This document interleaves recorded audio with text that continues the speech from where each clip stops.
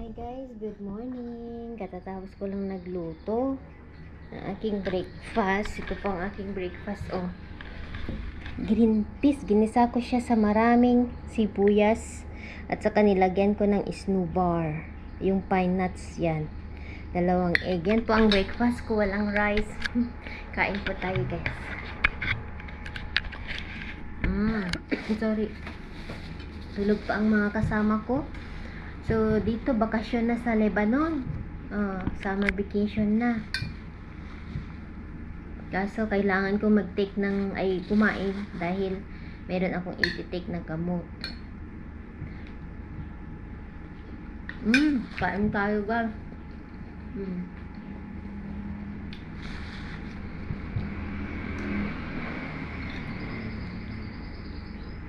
Sarap.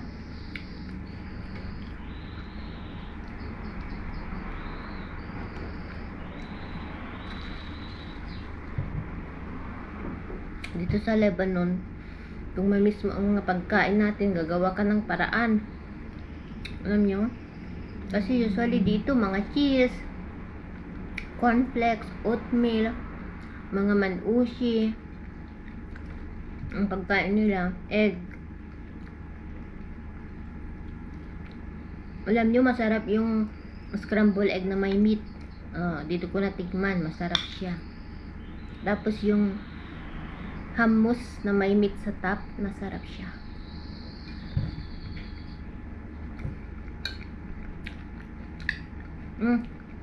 Ito yung mga tanim ko nung winter.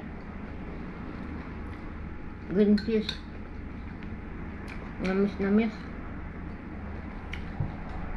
Ubus na yung ginawa kong cornic, ay yung green peas na snack nila. Naubos na.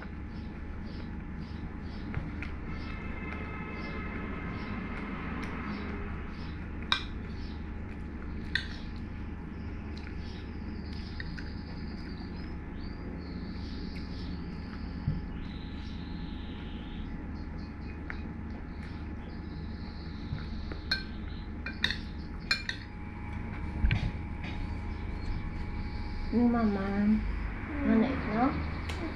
Hindi yan ako. Gusog na sila. You wanna eat? Oh, that's right. I'm gonna wash your face, Karudin. Okay. Shut the door, Gising na sila. Mommy, come look. Please come look. Nilinis kami dito. Kakatapos ko lang sa banyo. Siya naman dito. Look. Wow, very nice. Okay, and then I switch gear. Okay, yeah. I will cook na. Mommy, I just been. I just throw the garbage. Okay, waffle na? I So don't throw know it. for now. Hello. She's cleaning. Haida, you should put under the matchlock. Okay. Haida, what's this, mommy? Haida, stop. I think I put on decoration. I Put don't know. outside, it's nice. Outside lah. Leave it here. I think for the eggs. I don't know. Give Haida Yeah, you for can eggs. put stuff like the small beads.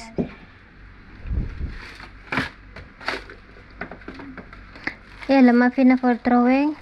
I don't know. Hello. Okay. Show them the one you make, Mama. Yeah, the Philippines flag. Gumawa kami ng kasi gusto niya daw gagawa siya ng yung necklace pero Philippine style siya. Philippine flag. Hindi kasi ako makapas. Okay, this is for me. Yan yung ginawa niya siya. And this is the star. And this is for mommy. That's the sun. Oh yeah, sun. It represents the country. Yeah. This for mommy. We will Show wear. them. I think I'm kind of Ang cold. cute na. Gawa niya. Ito gawa ko. Gawa niya Turn yung off. isa. Yes. No, don't turn off. Hala. Yeah, don't turn off. Can I go under that? Yeah. What's the AC for? I keep it for the house. Yan, dinner on namin yung AC kasi mainit.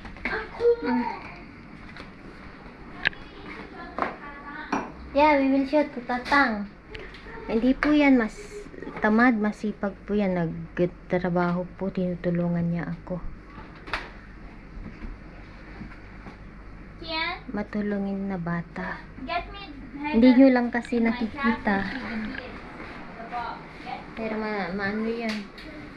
Kagawaing bahay. Tapos na siguro ito. Da, pagpagkiraan ni pa yan ang kumpadre mi. Ni Basta matag Ada, ano mi. agi lang kaliti pag albularyo ditan. Gumawang nagnaan na dahil pinagpakita king kadikalman. Nagsangsangit nak matirabi inang. Sagsangit ka. Sangsangit nak nga maditirik na. Tignan niyo yung mata ko, umiiyak ako na walang dahilan. Kita niyo lumlumnog ti matak ni. Idalpas kami nga nangan. At bimanong nagtitabulan, binipekso daw ako, madirik na. Asla kahit ko ti agmay maysa kasjay. Tapos di naidlip agbibuya nakpelang di salas naidlip na kayan titugaw. Duwang ka binahandak ni ririingan ta basta dato'y problema ti pagturog ko pay. Mariing na ti rabi anak to makaturugan. Iso nga nya gaminan nasapa nak pagririing no daduma. Iturog ko no kwati mga ano aja kahit ko maturog iturog ko. Hanak mat kas jay ide. Hanak mat nga maturog pay taal daw ide kas jay tatta ko. Kahit ko ti maturog. Tapos nakita nak ni Johnny nga nakakumot. Nakalapudpudot itoy.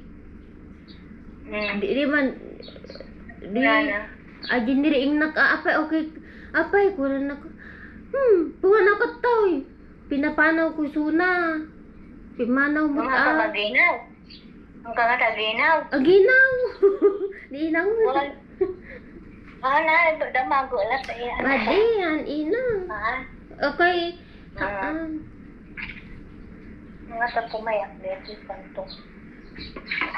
Bayang tayong kami to alam ko pinta. tapos idirabi kasi mani kahit kuman agsangsangit naklata beban iri kunan nagsangit kalata kun nagsangsangit naklata ang umot ti dadahilan igsangsangit naklata. Ang kapatpatang human di kay katubangan. Adaywan na mantra papang ko na. Asya latak laratay kapatpatang bulat na. Hello mga kapitbahay, may papakita ko sa inyo. Ito yung saluyot dito. Okra. Okra ito na okra ng Lebanon, tawag nila ay beme. So ang gagawa sana ako ng beme lahme, yung may red sauce siya, kamatis. Kaso maliit lang pala ito. Kanina ang dami nung hindi ko nilinis. Yan yung maliliit lang yung okra nila. Pag ganito na baby okra tawag nila ba. Talagang i-harvest na nila ang liliit. Ito yung pinakamalaki na nakita ko baby okra. So masarap ito sa mga Lebanese yung way ng pagluto nila. Next time gagawa ako. So ang gagawin ko na lang dahil konti lang pala siya, ihalo ko na lang yung shrimp. Nakabili po ako ng shrimp. Magluto sana ako ng beme, yung Lebanese style, pero maliit lang pala siya. Kaya ito na lang, ihalo ko na lang yung ganyan dito. Pwede naman pwede lang yan. Kasi kanina akala ko marami yung konti lang pala siya. So kami lang naman ng mga bata, kaya magluluto tayo ngayon ng pagkain natin. Okay, ang liliit baby. Masarap ang okra nila. Hindi yung gaya sa atin na malalaki na i-harvest sila. Hindi sila nasasayangan. Maliliit pa lang talaga. Na siya, ina-harvest nila. So yun. Luya, bawang at saka sibuyas. Kamatis, yun ang masarap.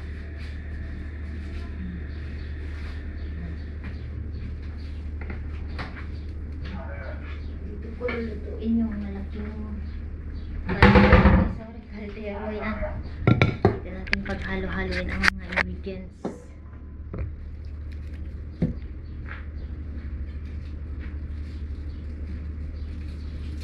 So, tumawag ako kanina sa bahay, nakausap ko sila.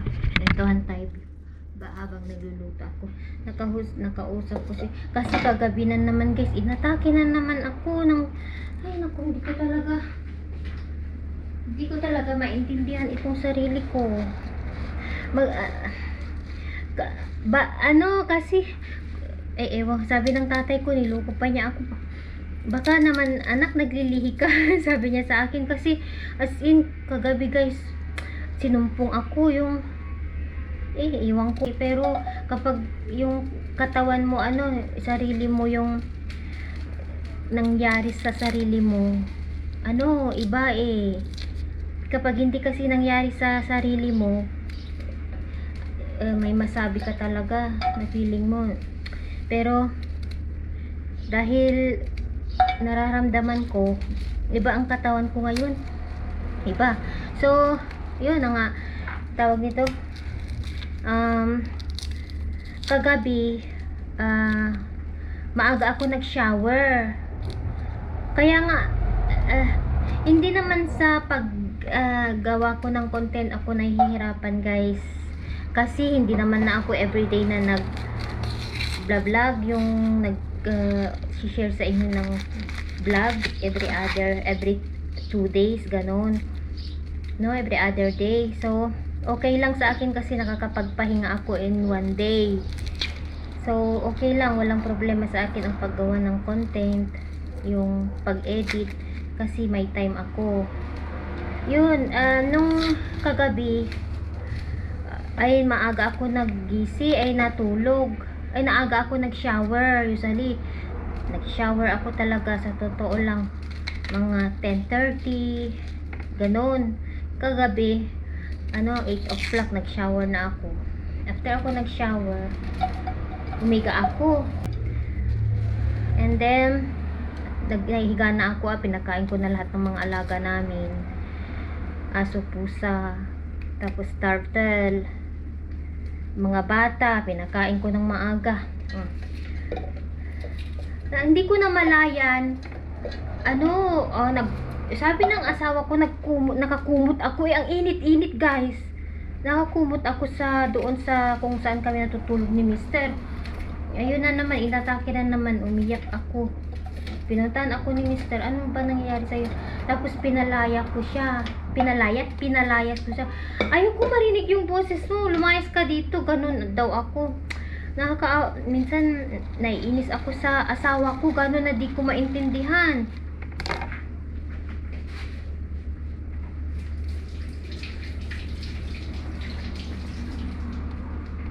Sabi ko daw, umalis ka dito, pabayaan mo ako, gano'n daw ako sa kanya. Ayoko nang maingay. Tapos umalis naman siya. Hinayaan na lang ako na humahagulgol, umiiyak, nagkukumot. Yun ang kwento sa akin ng asawa ko. Nakatulog ako after. Tapos, 'di ba, pag mahiga kami, 'di ba? Guys, syempre yung kami dito, nakaharap kami. Alam nyo, humiga ako sa contrary. Ito yung ulo niya, ito yung ulo ko, yung paa niya, paa ko. Yun ang gusto ko na mangyari. Sabi ko, ano bang nangyayari sa akin? Sabi ko, ba't ganito? Di syempre yung magulang ko alam nila yung nangyari dahil nga po ay nanonood sila sa vlog ko. Sina Inang at Tatang. At after pala yung yung na-hospital ako, alam na ng magulang ko yung nangyari sa akin. So, yun, pinatingin ako sa albularyo sa amin. Ang sabi naman ng nanang ko, meron daw sarungkar sa amin kasi sa Ilocano, alam nyo, yung kapag may namatay ka na mahal sa buhay, tawag namin sarungkar. Meron daw kaming sarungkar. Hindi naman lingid sa ating kaalaman na ang mga taga-probinsya ay ano ganun. Alam nyo yung mga albularyo, yan, isa din, hindi naman luma sa atin yan. So pinaalbularyo ako ng nanang ko. Yun, sabi niya daw, mayroon daw akong kaming sarungkar. Bisita pa, sa Tagalog ba yun? Meron daw kaming sarungkar. Pasensya, nagkukwento ako sa inyo habang nag-prepare ako dito ng food namin para may matapos akong trabaho ba. Tapos yun, magpapamisa daw sila. Tapos yun, alam niyo na kung ano yung ginagawa nila after sila magpatingin sa albularyo. Mga bata naman, hindi naman ako kinugulo, kaya okay lang. Pero pag nakakarinig ako ng malakas na boses, alam nyo, yung like si Mr. naiirita ako sa kanya, ganun. Ayaw ko siyang makita. Ay, ewan ko. Lagyan na natin. Ang pinakbat ko, lalagyan ko ng olive oil. Kasi masarap siya. Oo.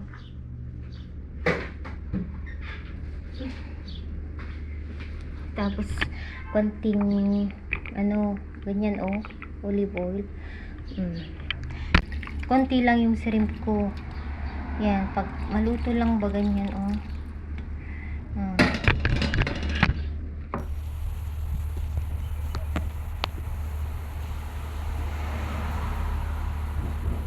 Laki na niya. Laki na ang botong ito.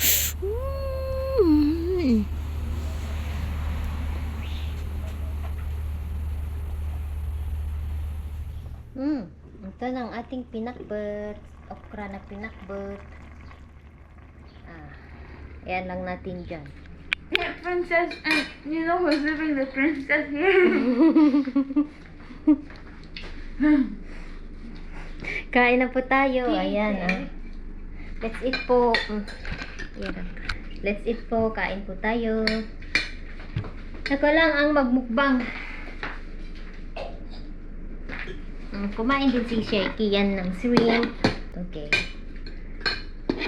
Kain po. Let's eat. Dalawa lang kami ni Kian. Nasayan dyan. Ayaw niya kasi wala siyang suot na lang siya.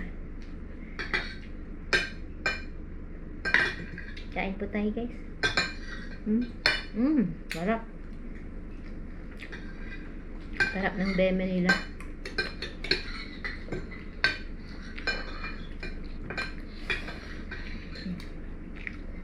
Sunik yan ng shrimp.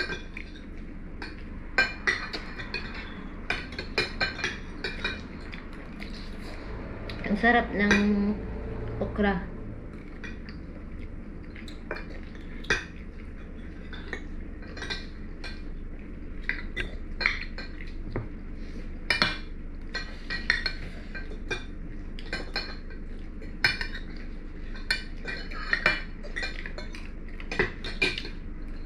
I want to tell you something, Mama. What? You're still on the camera. So guys, ako na lang ang natira dito. Kinat namin yung video dahil meron kaming conversation ng mga bata. Hindi na kailangan i-publish. So, thank you Lord. Ako na lang yung mag-isang kumakain. Tapos na si Kian at saka si Cheyenne. Sarap kumain. Minsan, nagluluto ako ng Filipino food. Pag yung namimiss ko talaga, nagkikrave ako. Wala namang problema sa biyanan ko. Kahit anong lutuin ko, wala siyang problema. Kaya lang, wala siya dito. Kumakain yun, titikman niya pag Kasi kumakain din naman sila ng beme. Ang hinahalo lang kasi, ay yung okra pala, beme tawag nila. Beme, ako ng beme. Tawag kasi, ang inaad lang kasi nila, hinahalo na sahog is ground beef, yung meat. Ako ay shrimp.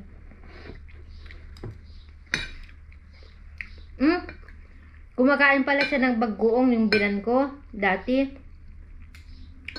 Pag nagluto ako noon ng dinengdeng, pag nagkataon nandito siya, kumakain siya, tinitikman niya. Nilalagyan niya ng lemon ang aking dinengdeng.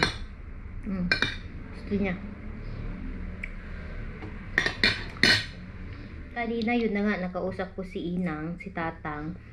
Thank God, okay naman sila. So sabi ni Inang, pinatingin daw ako sa albularyo.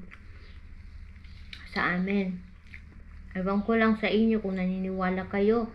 Pero sa amin kasi na mga taga-probinsya, lalo mga Ilocano, ganun, mahilig po kami magpatingin sa albularyo.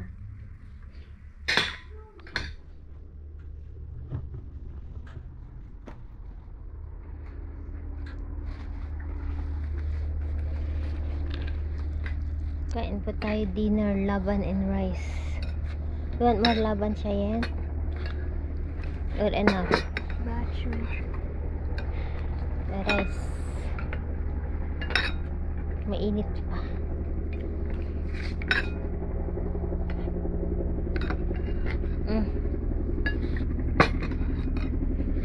Ito maybe it's still hot, huh? The rice. You the one? I put the, you took the, Oh, sorry. it's okay. That's bad. Okay, no. But Haida, it's hot. It's okay? Show it. The rice? Even. Better. Ito tayo guys. Laban and rice for hala, I will make para sa mainit na panahon. Milk ito ng cow at saka rice. Paborito ng mga bata ito. Laban and rice.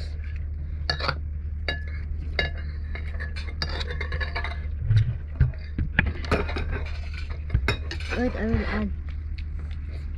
You want more? I will add. I'm full. I'm full. You want more?